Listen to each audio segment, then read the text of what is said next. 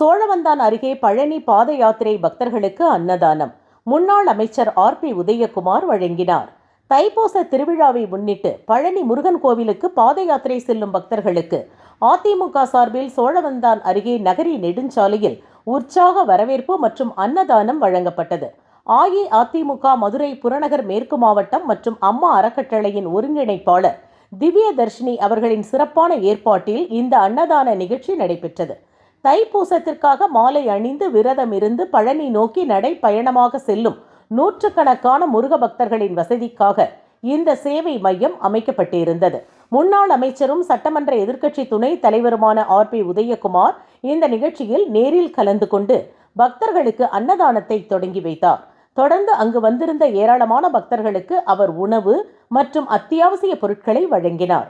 கலந்து கொண்ட முக்கிய நிர்வாகிகள் இந்த நிகழ்வில் அதிமுகவின் முக்கிய நிர்வாகிகள் பலர் முன்னிலை வகித்தனர். ஒன்றிய செயலாளர்கள் அரியூர் ராதாகிருஷ்ணன், ரவிச்சந்திரன், வாடிப்பட்டி யூனியன் முன்னாள் சேர்மன் ராஜேஷ் கண்ணா, மாவட்ட விவசாய அணி இணை செயலாளர் வாவிடமருதூர் ஆர்.பி. குமார், மாநில அம்மா பேரவை துணை செயலாளர் ப. வெற்றிவேல், அலங்காநல்லூர் ஒன்றிய எம்ஜிஆர் இளைஞரணி முன்னாள் செயலாளர் பி. பாண்டுரங்கன், மாநில அம்மா பேரவை துணை செயலாளர் ப. வெற்றிவேல், மேலும் மதுரை புறநகர் மேற்கு மாவட்ட அதிமுக நிர்வாகிகள் மற்றும் தொண்டர்கள் திரளாக கலந்து கொண்டு பக்தர்களுக்கு தேவையான வசதிகளை செய்து கொடுத்தனர். பாத யாத்திரை செல்லும் பக்தர்கள் இந்த தொண்டினை பாராட்டி தங்களது பயணத்தை தொடர்ந்தனர்.